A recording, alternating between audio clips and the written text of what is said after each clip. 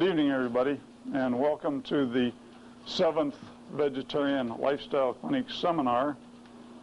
And tonight I'm not going to say very much because we have an exceptionally good chef. We have Jennifer Raymond here, who is the author of these two excellent books, which will be available. I'd like to tell you a little about Jennifer. She has a master's degree in nutrition. She has worked with the Dean Ornish coronary heart disease reversal program, so she knows a good deal about how to get your cholesterol back down and how to open up your arteries. And she's also written a couple of cookbooks and has done quite a bit on the mainland. She's a very active, strict vegetarian, a vegan chef, and I think that you'll enjoy what she has to show you tonight. I want to get right to the basic part of the Vegetarian Lifestyle Clinic. I've amputated the top part of the food guide pyramid. As you remember, the top of the food guide pyramid was fats and sugar, and there was meat over here and there was dairy products over here. Well, I think I told you last time why I think all of those things ought to be removed from the human diet. The animal foods all contain saturated fat and cholesterol, which is bad for you. They're also inclined to make your weight go up severely. And the sugars and the oils, which used to be up here in the original version, are either 100% sugar and empty calories in the case of the refined sugar products, or else they're just 100% fat. And of all of those groups of food which we've removed, only one of them was part of the pre-agricultural diet before the agricultural revolution 12,000 years ago. We didn't have any sugar in the diet until fairly recent.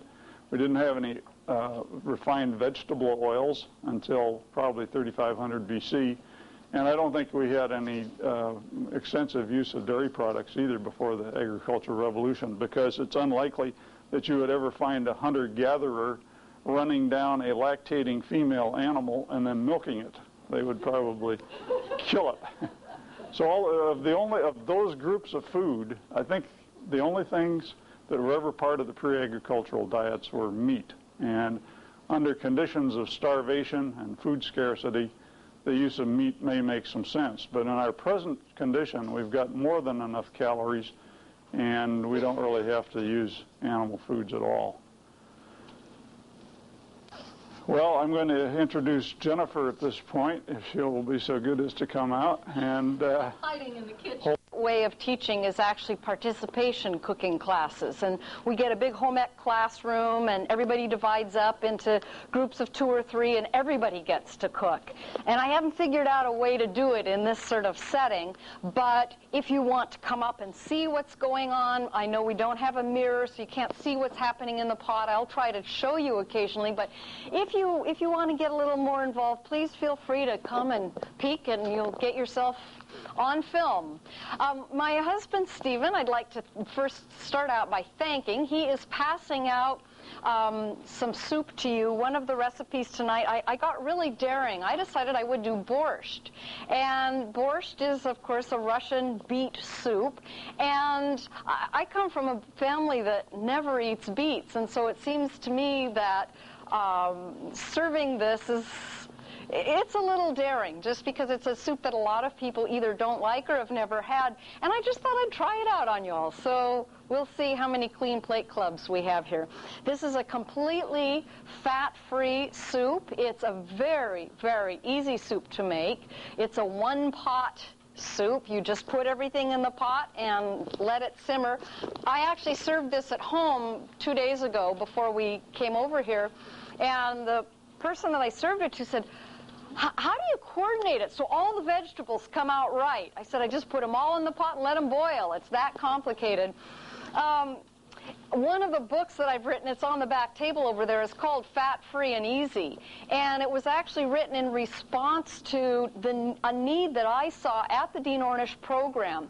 Dean Ornish, as you know, is a cardiologist who has shown that we can reverse heart disease by making some simple lifestyle changes. That is, changing to a low-fat vegetarian diet, by increasing your exercise, and really it's a modest amount of exercise, and also by learning to manage your stress. And the problem that I was finding in working with his patients is they found his recipes very complicated. There was a lot of chiffonading of things, and a lot of people aren't sure whether chiffonading is something you do when you're cooking or wear to a prom. And for myself, I have to admit that as long as I've been cooking, I've never chiffonaded in my life. And I found a need for real simple things and ingredients that you could get at Safeway, and that was why I ended up writing Fat Free and Easy. And so these are all recipes from my two books, The Peaceful Palate and Fat Free and Easy. And the borscht is one of them, and it really is easy. It's cutting up some vegetables. Yes, that is work, and it takes a little bit of time, but you know what? It's also upper body exercise. So, you know, you're getting a little bit of your fitness program worked in while you do your cooking. So I thought we'd start out with this and let you sample it while I do a little bit of talking about nutrition, because that's really where I began, was teaching nutrition classes. And what happened was that I found that as I was explaining to people what the ideal diet was and what we should be eating and so forth, people's eyes sort of began glazing over, and I said, what's the problem? And somebody sort of timidly raised their hand and said, well, you know, this is all good and fine, but when it's 5 o'clock and I'm standing in front of my refrigerator, what do I eat? How do I eat the way you're telling us to? And I said, it's easy. And they said, right, sure. And I said, no, really it is. Look, I'll prove it. I'll come to class next time. I will bring food and I will cook for you. Well, either this was a ruse on the part of a very smart student or whatever, but from then on in all my nutrition classes, I started doing cooking demonstrations just to show people that you really can prepare healthful, good-tasting food, and you can do it in a very short amount of time. So that's what I'm going to be showing you, but I do want to start out talking a bit about nutrition and why, for me, eating this way is so important, and why it's so important to get the word out to everybody that I possibly can.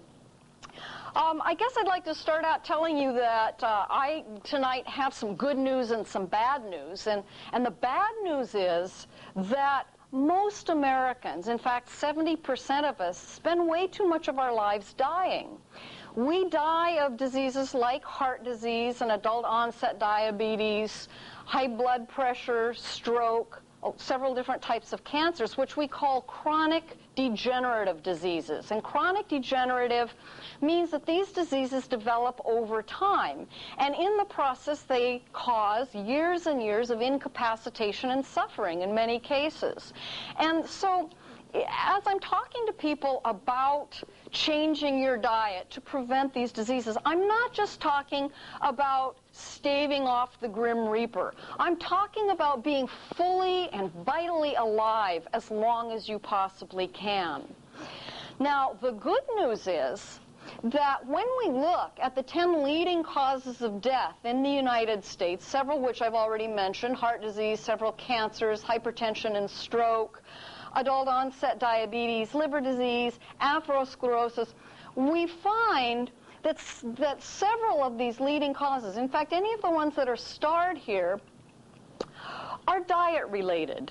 And what the good news is that because these are related to the way we eat, what that means is that by changing your diet, you can significantly reduce your risk for developing these diseases, which are major causes of death in the United States. Heart disease kills more than half of us, and that includes men as well as women. We tend to think of this as the disease of a middle-aged man, and yet as many women die of heart disease, or more women die of heart disease, I should say, than any other cause, just as is true for men. The other thing that I learned when I started working with Dean Ornish, I just assumed that all of my patients would be in their 50s and 60s and 70s. And my very first patient was a man who had his first heart attack when he was 38 years old. My second patient had his when he was 42. And what I began to learn is that the onset of heart disease is earlier and earlier and earlier. It did used to be a disease of the 50s and 60s. Now it's a disease of the 40s and 50s and actually moving down into the 30s. And this has to do with the chronic nature of heart disease. The fact that actually the pattern of heart disease begins in childhood. The damage to your arteries, which eventually leads to heart disease. And this is why it's so important that of the calories that you consume each day should be coming from complex carbohydrate. Complex carbohydrate includes grains and beans and vegetables and fruits. A more common name for it is starch. And probably a lot of you grew up with the same information I did about starch. Oh, stay away from starch, that'll make you fat. Well, let me tell you, it isn't starch that makes you fat. It's what you put on the starch that makes you fat. It's the butter on the potatoes and the cheese sauce on the broccoli that is the problem. Complex carbohydrate should be our major source of calories. It is the nutrient that we should be getting in the largest amount.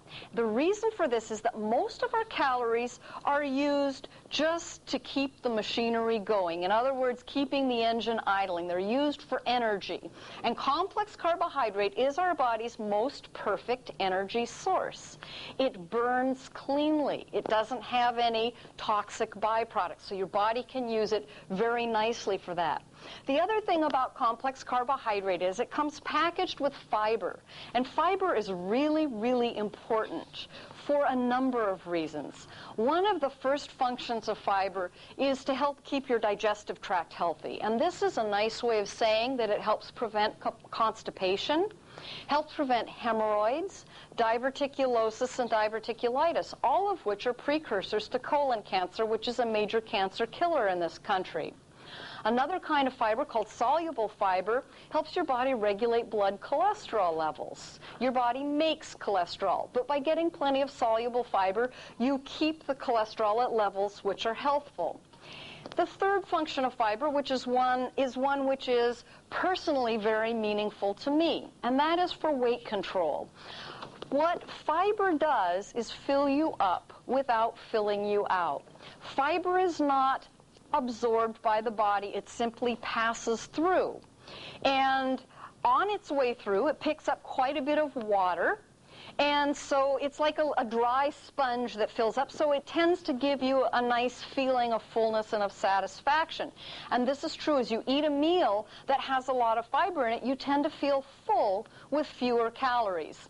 And this is the basis for Dean Ornish's book, Eat More, Weigh Less. This idea that when you're eating a diet that contains lots of fiber, you can eat lots of food, and you can fill up and be satisfied, not go hungry, and yet you will actually lose weight. And I said that this is personally meaningful for me because I battled with my weight the entire time I was growing up. I was a little fat kid, 50 pounds more than I do today.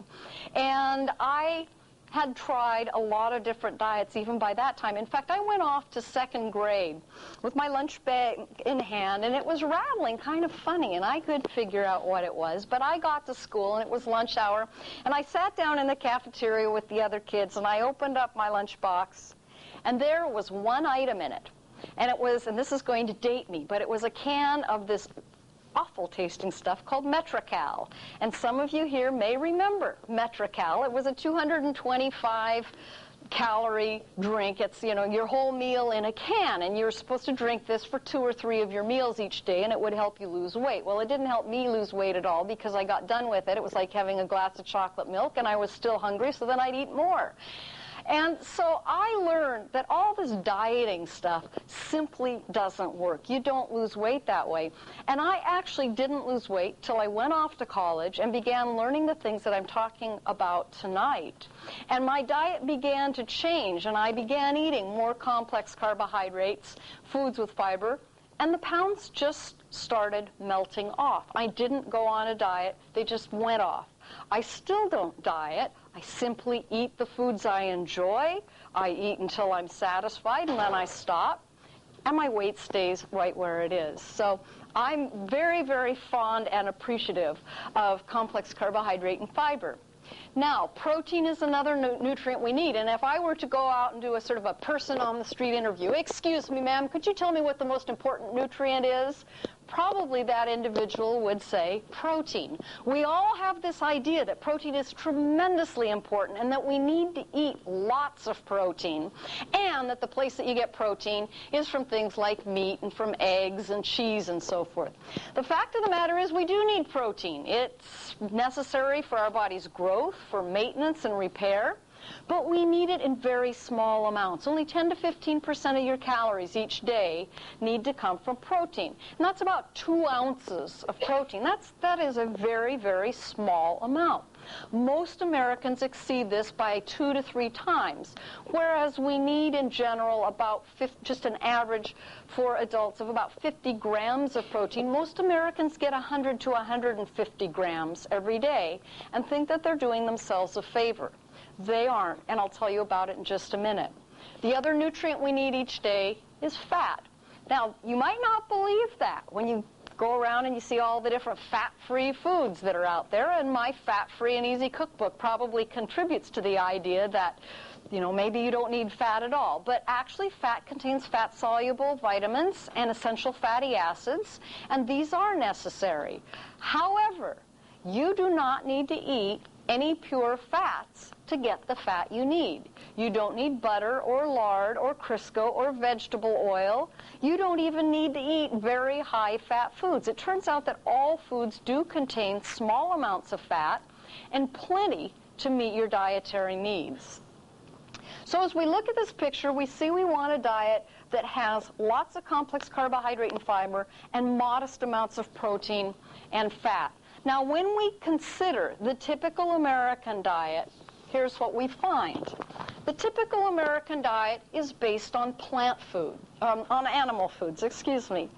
And what you can see is that animal foods are made up of protein and fat.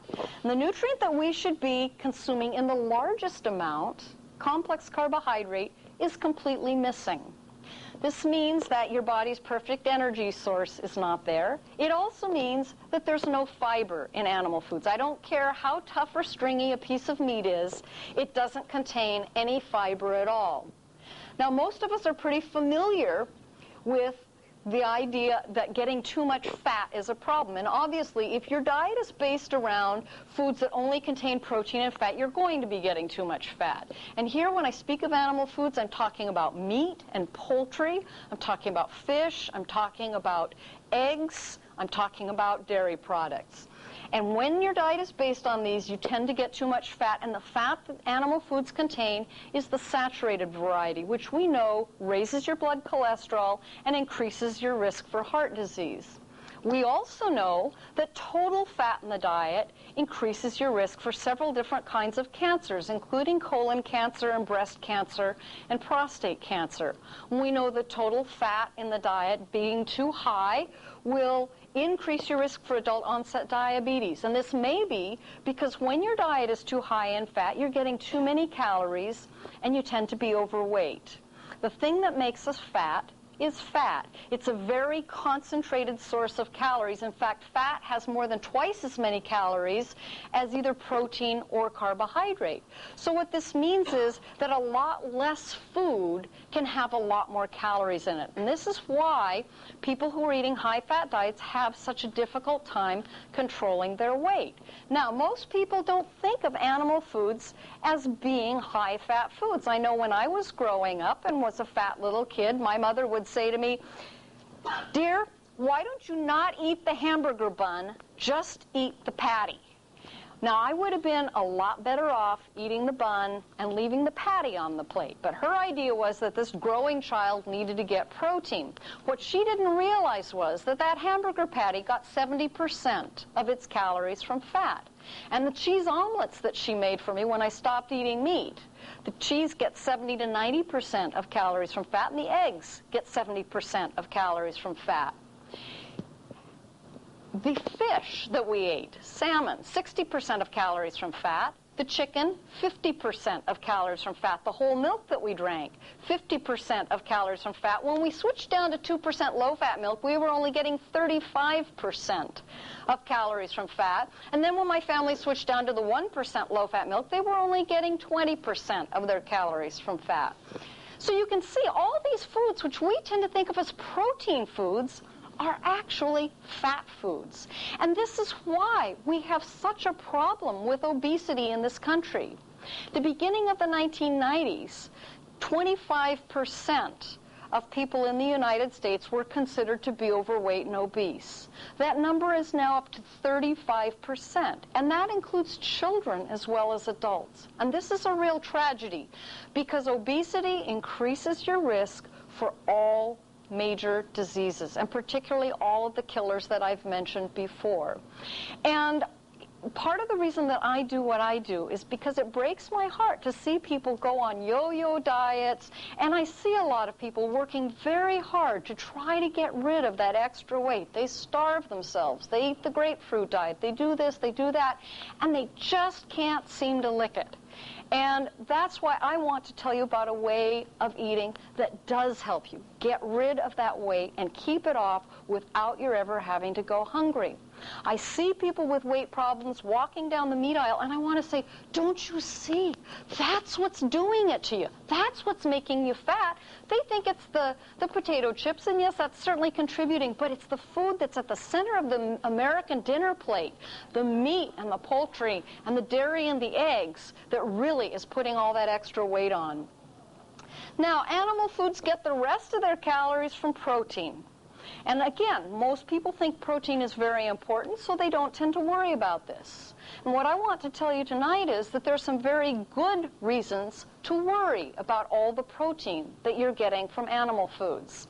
As I mentioned, you can only you only need a very small number of your calories every day from protein, only 10 to 15%. Your body cannot store the extra protein. It is converted and burned as energy, or it's turned into fat and stored. And in the process of that conversion, there are some toxic byproducts of the protein molecule which need to be excreted.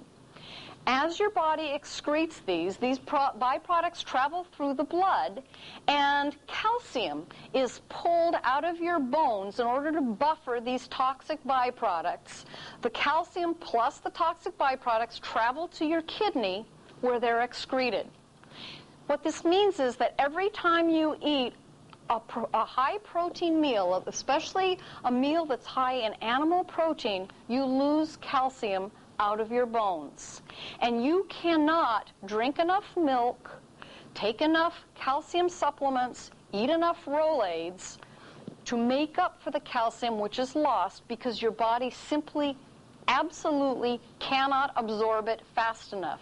You see, one of the ironies of our bodies is that the more calcium we take in, the less efficiently our bodies absorb it. Our body kind of looks around and says, oh, there's plenty of calcium here, I'll get some more later.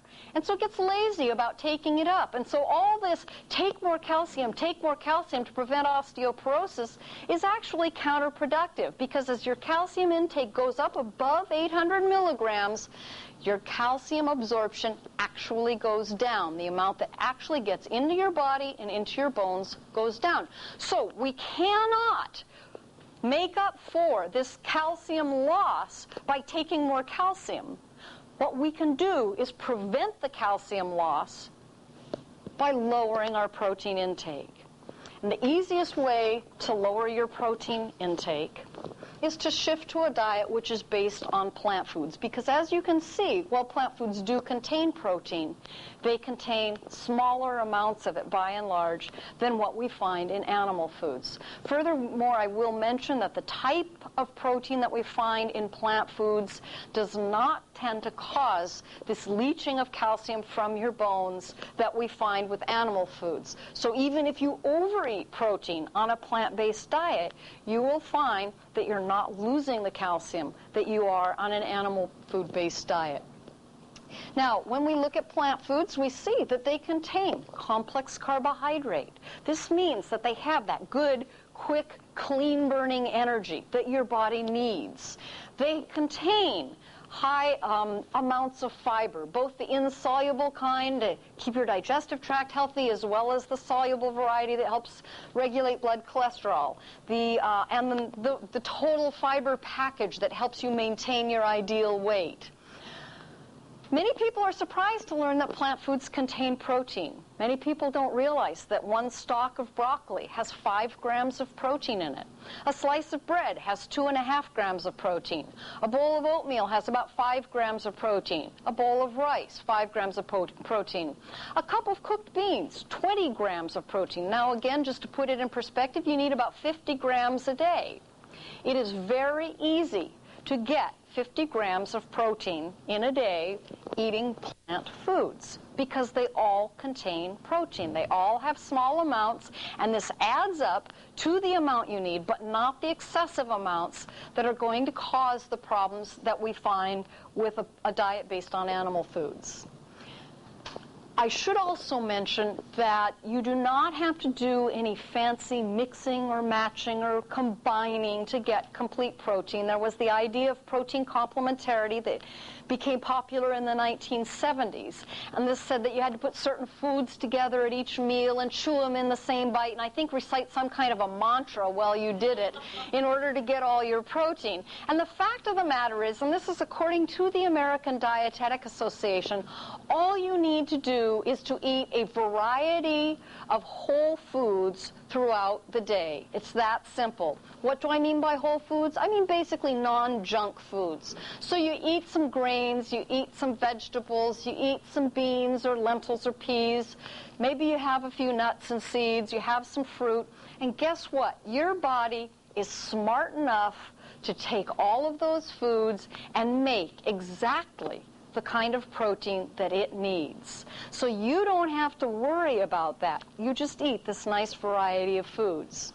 Now, plant foods do also contain some fat. Actually, the high-fat plant foods are the nuts and seeds, olives, and avocados. Other than that, plant foods tend to be very low in fat. Most plant foods get about 10 to 15% of calories from fat. You should get about 10 to 15% of your calories from fat. And this makes plant foods perfect foods in that way, because you will be getting the small amounts you need, but not the excessive amounts that we find with animal foods. Now, when we look at people who eat diets that are based on plant foods, vegan diets, what we find is lower rates of all the leading causes of death in these individuals. And as studies have been done, it's been determined that we cannot explain the better health of vegetarians simply based on the higher carbohydrate, lower protein, lower fat part of it. It seems that there's something else. And that was talking about are all pigments that are very beautiful and colorful. Some are green, some are red, some are orange. And you want a whole variety of colors on your plate. And this is what our diet, our ideal diet, should be based on. Now, as I say, many people upon hearing this are thinking, yeah, but how do I do it? Because it's a whole new way of thinking. And so what I want to do tonight is to share with you the preparation of a couple of recipes, and hopefully in the process give you some cooking ideas and some ideas of how I go about getting good, healthy food on the table with a minimum of expense and a minimum investment of time. Now, the first recipe I want to show you is one that I actually developed for the school lunch program, and this is one that's been very popular with kids, and it's the Hearty Chili Mac that's on there. And the first thing with this is that I want to saute some onions. But I don't want to do it with fat. Sauté is usually done in oil, sometimes in butter. Both great ways to add some more fat to our typical American already too much fat diet. Most Americans get about 40 to 50% of their calories from fat, so it's no wonder we're so fat. I want to cut the fat in my diet. When I am going to have fat, I save it for really wonderful things that I can really enjoy, like a little bit of avocado in my salad. And so I don't want to bury it at the bottom of this pot of chili mac because I'm not even going to appreciate it there. So what I'm going to do is called liquid braising, which means I'm going to cook in a liquid instead. And the liquid that I just added to this pan is actually not that one. The liquid I drained off of this can of corn. I said, there's some nice flavor in that and a bit of vitamins and minerals from the corn, so I put that in there. And I'm going to add my onion. And I'm adding any of the vegetables that I want to kind of mellow the flavor on. This will do exactly the same thing as sautéing. It will soften the vegetables, and it will get rid of that strong taste that we find with onions and with garlic. Now, I'm using fresh chopped onions. If you think that sounds like too much work, you can go to the grocery store, and right next to the Ore-Ida potatoes, you will find bags of already chopped onions, all frozen. And so when a recipe calls for a chopped onion, take out about 1.5 cups and just proceed with the recipe. I also use fresh garlic. I like to show people that this is a head or a bulb of garlic, and this is a clove of garlic. Wow, I was going to show you how to peel it, but that one just came right out of its wrapper. Thank you so much. We'll put that in our compost bowl. You are my witness. I'm not going to feed it to you. Okay, let's do it again. This is a clove of garlic. And if you're using fresh garlic like this, you'll see it does come in a little biodegradable wrapper. You want to get rid of that. So the way that I do it is to put it on the cutting board and take my knife. And this is called a chef's knife. And a chef's knife is distinguished because the blade is wider than the handle.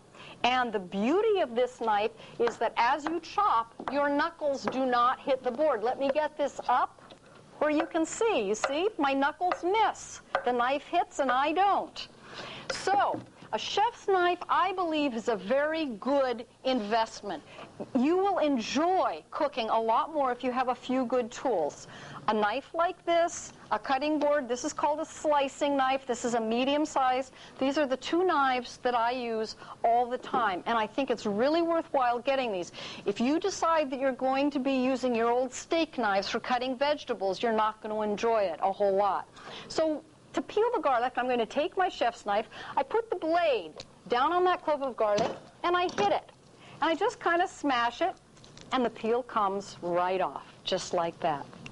Now I want to mince this garlic, and again, a chef's knife comes in very handy because you can put one hand on the tip of it, essentially making it a fulcrum, and chop things into nice, fine little pieces.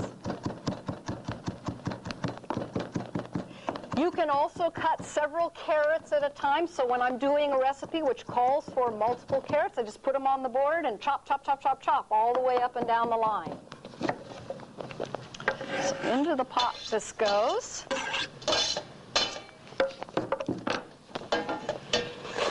And I'll show you that the onion, can you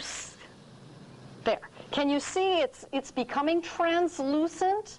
It's sort of a yellow color to it, and that's exactly what we're looking for with this braise technique, is to soften and mellow this onion. Now, you can even take this braising technique one step further, and by the way, both of these techniques are listed on your yellow handout there, the simple tips for cutting fat.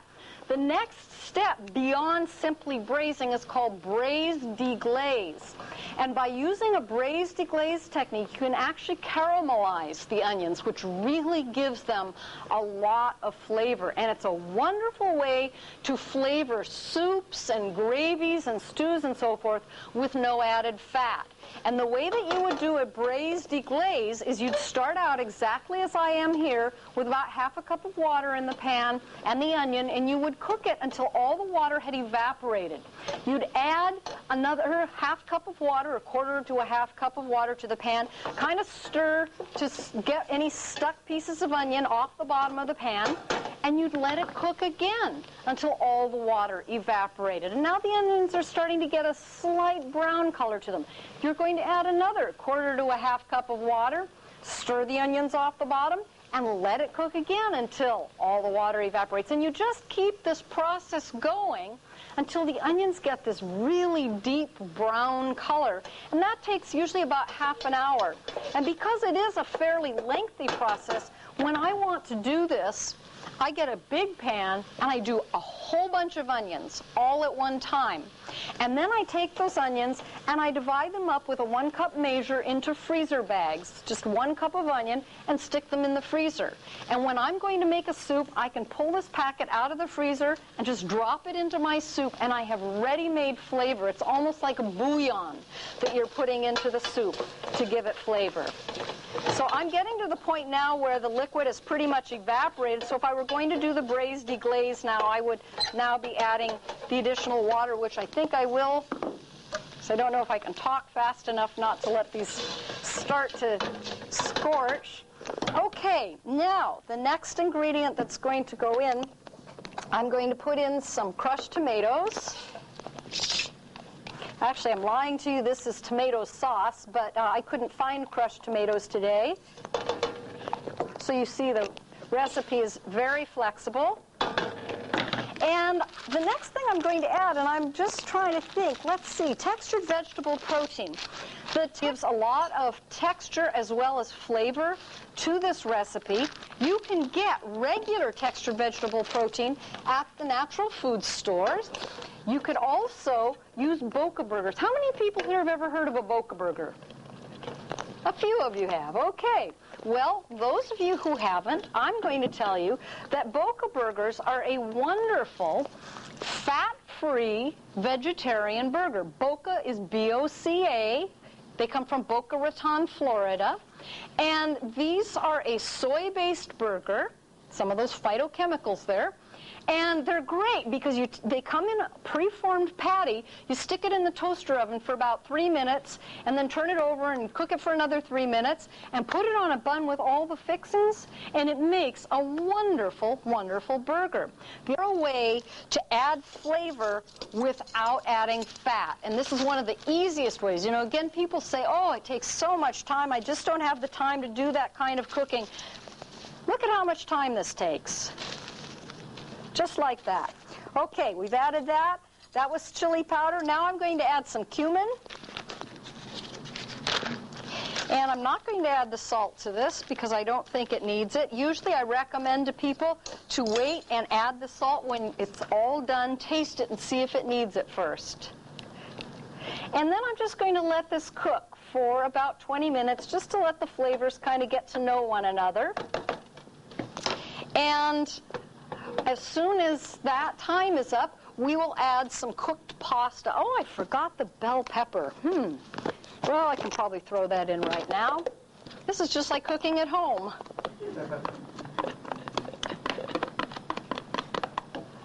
Okay, now is everything in there? Great. Okay, so I have some cooked pasta here that I'm going to add. Now, I really do try to make my recipes absolutely as easy as possible, and I am a very lazy cook, and I really hate to wash dishes. So one time I tried making this recipe and throwing uncooked pasta in at this point. Yeah, that's what happened. It didn't work very well, so I don't recommend it. It really is worth cooking the pasta separately and then putting it in at the end. So as soon as this has simmered for about 20 minutes, I'll go ahead and add the pasta, and it will be ready for you to sample. Any questions on talking about, well, is canned as good as frozen and so forth? We're really talking about fine-tuning the diet. The very best, I think, and I'll just mention this while I'm on the topic, is to get fresh at the farmer's market. And you have such wonderful opportunities here with the Sunshine Markets to get out and get the produce when it's in season, oftentimes organically grown, and that, to me, is absolutely optimum. Question back here? The diet should be raw. The question is how much of your diet should be raw, and I feel that this to some extent varies from person to person, that we should be eating more raw foods. As I mentioned, every time that you process food in any way, you do lose some nutrients. And so cooking is processing, and we do destroy some nutrients with cooking. She says as this boils away in front of her. And so the less processed our diet is, the better. Once again, it's on a continuum. And my real goal is to get people away from eating animal-based foods to eating plant-based foods, and then beginning with the fine-tuning processes. Okay, now the next recipe I want to show you is one that I love to do on a hot day, and this is the ensalada de frijoles, just on the other side of your sheet there. This is also a recipe that I tend to do if I haven't planned a meal.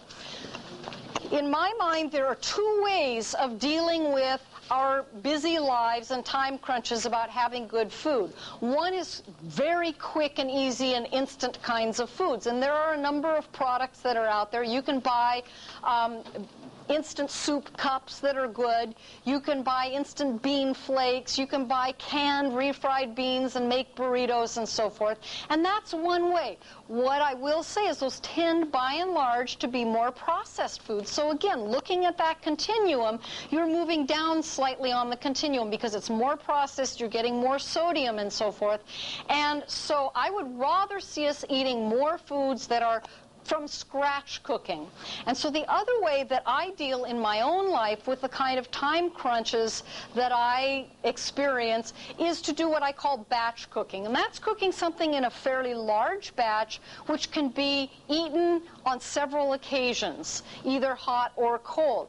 The chili mac is a really good example. I'll make a big batch of this, we'll have it for dinner, and then we can have it again the next night. All I have to do is heat it up in the microwave, take a little bit of this instant salad mix, put it on the side, a little bit of dressing on it, and we have dinner.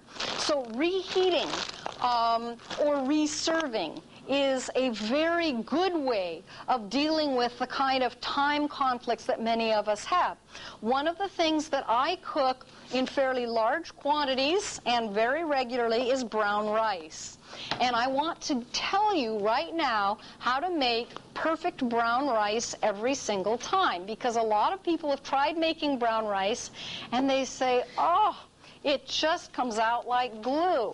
And I want to show you, this is brown rice. See how nice and separate all these grains are? There's no stickiness here or anything. The secret to cooking brown rice and having it turn out perfectly every time is to cook it like you would pasta. And that means that you cook it in extra water. And so whereas traditionally we were all taught that when you cook rice you use 2 parts of water, 1 part of rice, I use 3 to 4 parts of water to 1 part of rice. So to cook this brown rice, I heated about 4 cups of water, I put in a cup of rice, and I let it cook until the rice was tender. Now, all the water was not evaporated. You have to drain it off. So what you need to do is, while that rice is cooking, you take a little bit out of the pot, and you take a little spoon and you sample it and see if it's done. And it should still have a little bit of crunchiness to it. And that usually takes about 40 minutes cooking it this way. By the way, you're cooking it so it's really simmering or a very slow boil. And generally, I have a lid on the pot cocked kind of like this. And that keeps it from losing too much water, but if you put the lid on all the way, it will have a tendency to foam up and boil over. So just cook it at a nice, gentle, slow boil for about 40 minutes. Then, when you determine that the rice is cooked, you pour it into a colander or strainer and just drain off the extra liquid. Now, I keep that extra liquid, and I use that for soup stock. I just put it in my refrigerator, and the next time I'm going to make a batch of soup, when it calls for water, I pour in my rice cooking liquid. Or if I want to thicken a salad dressing a little bit, make a fat-free salad dressing and have it have a little more body to it, I'll add some of my rice cooking water, because there's some starch, vitamins, and minerals that, thank you, that came out of that came from that rice that are great to add to other foods. There's also flavor there. How long will that keep, Jennifer? Rice will keep for about a week in the refrigerator. How long will the rice water? The rice water will keep for about a week in the refrigerator. And if you end up not using it, use it to water your garden. Your plants will love it. So, anyway, I keep batches of rice, a batch of cooked rice in my refrigerator at almost all times. I start out with 3 cups of raw brown rice. Now, there are 2 of us in our house. Start out with 3 cups of raw brown rice. That will make about 9 cups cooked, and I do this twice a week. So And the nice thing is then when we want to have a meal, the rice is already cooked and it reheats so quickly in the microwave.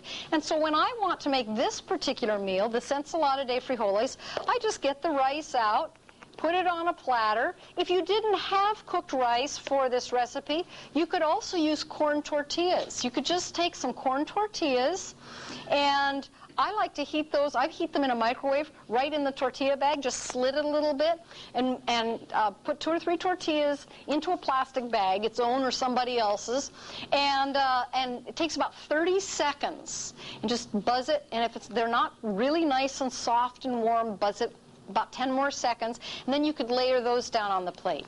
So I'm going to start out with a bed of rice. Then the next thing I'm going to use are some of these pre-washed salad greens. And to me, this is the best thing since sliced bread. These things are wonderful because they've already washed all the dirt off. They've combined a really nice variety of greens, so you get a lot of flavor. You don't have to go out and buy a head of 5 different kinds of lettuce and have them all rotting in your vegetable drawer. These have been washed and then spun very well, so they will keep much longer than just a whole head of lettuce will. And as I mentioned earlier, when I want to make a salad, the hardest part is getting the bag open. When I want to make a salad, this is how I do it. Because I hate washing and shaking lettuce dry, and I find that if I have to wash and shake lettuce dry, I have a tendency not to eat salads. So I found for me that this has opened the door to actually having salads in my life. And we bought a selection. We bought one that's radicchio and butter lettuce, and this looks like radicchio and romaine. There are spring mixes that have mizuna and rocket or arugula and all different kinds of things. So I'm going to put a nice bed of lettuce down on the salad. Now, let me just say, when I'm making this at home, what I do, instead of making it on one big platter like I'm doing here, I just put out a plate for him and a plate for her, and I put some of the rice or the tortillas on each plate, some of the salad mix on each plate, and essentially what I'm doing here is I'm making a salad that's going to be a complete meal. I mean, this is soup to nuts, as it were, and I just build it up on each plate, and then we each have this wonderful mounded plate of salad, and it's just a great dinner. Okay, what I have next, these are canned black beans. We drained them and just rinsed them, put them in a strainer and rinsed them so that they wouldn't be gooey in here. And I'm going to put some of those onto this salad. You can use anything you want. I've given you ideas of things to put in this. However, you look into your refrigerator and see what's there, and basically you can use whatever's there and whatever you like. If you want to add radishes, if you want to add cucumber. I'm going to put in some carrot. And I'm going to tell you that I used to grate the carrots, and then I found this handy-dandy little tool. And I don't sell these, I don't get a commission, but I think you can find them in most stores and also on late-night television. I always looked and thought, oh, yeah, right. These are really cool. Now, one of the things that Dean Ornish's books do is they have you julienne things a lot. How many people here know how to julienne? How many people here have time in their life? You know what a julienne? You cut it into a piece like this, and then you cut it like this, and then you cut these very fine little matchstick things. Oh, these are really too big. I'd never get out of chef school alive with those. So, you know, life is too short. I now julienne, now that I have this handy-dandy little gadget in my life, because this is all it takes to julienne. It's really even more fun than grating. And all you do is just slide the carrot through it. The only thing you have to do is to sort of be careful about your knuckles as you get to the end, because we do want to keep it vegetarian. So they give you this handy-dandy little holder here. Is this what it looks like on late night TV? Is this how they do it? And they smile. Okay. And look, julienne carrots. Whoa! Wow. That was so much fun. I'm going to julienne something else. I'm having a good time here. This is a jicama. Anybody never seen a jicama before? Okay, let me show you a jicama. jicama. Think about hiccuping and you'll remember the name. It's spelled with a J, though. It's a Mexican root vegetable, and it is a wonderful, wonderful vegetable. White inside, looks a little like a potato or maybe a radish or something. It's very crunchy and actually quite sweet. It has a really, really nice flavor to it. It has a fairly tough skin, so you want to make sure that you get, there's a stringiness about the skin. Let me see if I can show you that you want to get all these strings off. So I peel it with a knife rather than peeling it with a potato peeler. But you're just going to get all the skin off. And then this is a wonderful thing to use as a snack. You can serve it with dips, and you can put it in salads. And it really is it adds a lot of texture as well as flavor to the salad. So I'm going to use my handy-dandy little julienne machine here. And before your very eyes, julienne my jicama. You know, the nutrient value is mostly water, mostly fiber. Maybe Bill can analyze this for us. I can't even find jicama in the USG. No, that's the problem. Because it isn't, we have to wait for the new edition to come out because they haven't really gotten on to the idea that people are eating jicamas. This, and you could cut it in wedges, you can dice it. Where did you get that? I got this at Down to Earth.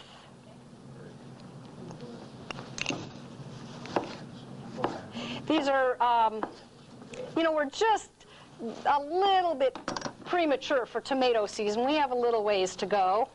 But I thought that this was so pretty. I thought it would be nice to add to the salad. And that's one of the things I love about this salad. It's a really, really beautiful, beautiful salad. Now I'm going to add just a little bit of cilantro to this salad, just a little bit of chopped cilantro leaf. I won't add too much in case there are any real cilantro haters in the audience. And then, just because I have a real weakness for them, and I'll probably get to eat the leftovers, I am going to put a little avocado on this salad. Now, this is a high-fat plant food, as I mentioned.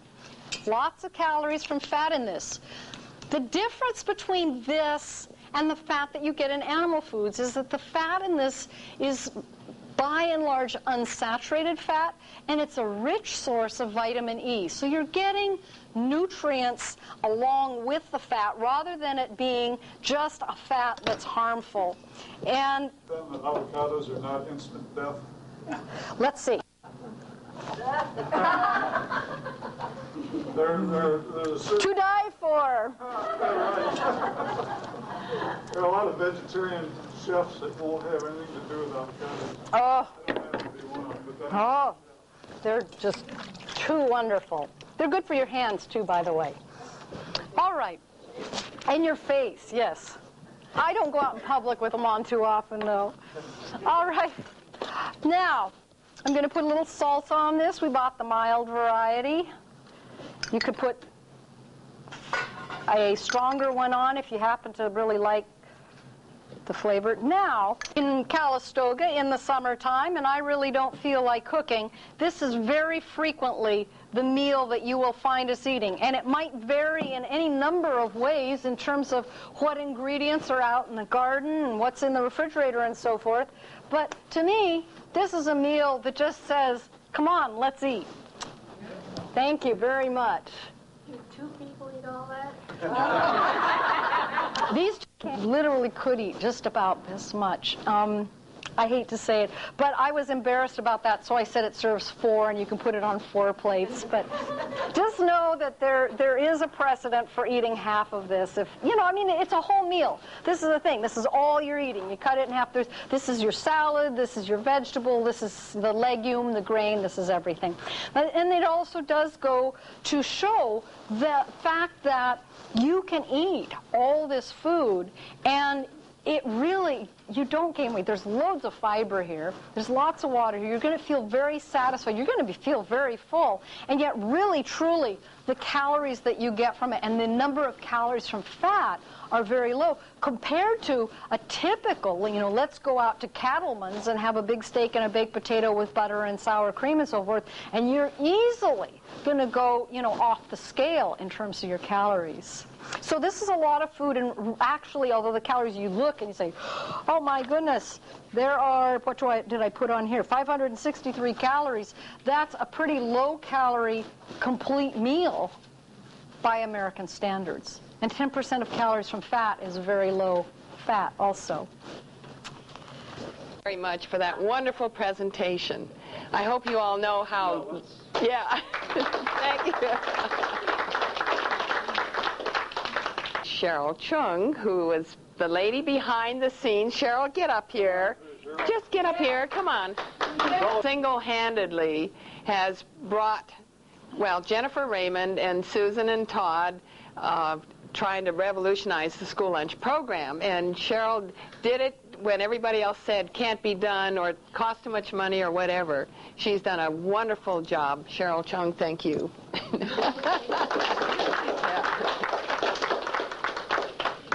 That kid right back there, that's the reason. I want to make this world a better place for him. And the school that she spoke at today, did her demo at today, her first presentation, is a school that he's going to be going to for his 7th grade next year. And the school food service manager was very impressed with Jennifer's presentation. And so I thank Jennifer for coming, and I thank all the sponsors for generously supporting her. Thank you. And another way to help would be through the Vegetarian Society. As Dr. Harris mentioned, I am the president of this organization and feel that its value is tremendous. And what it can do is help support you in the changes that you make.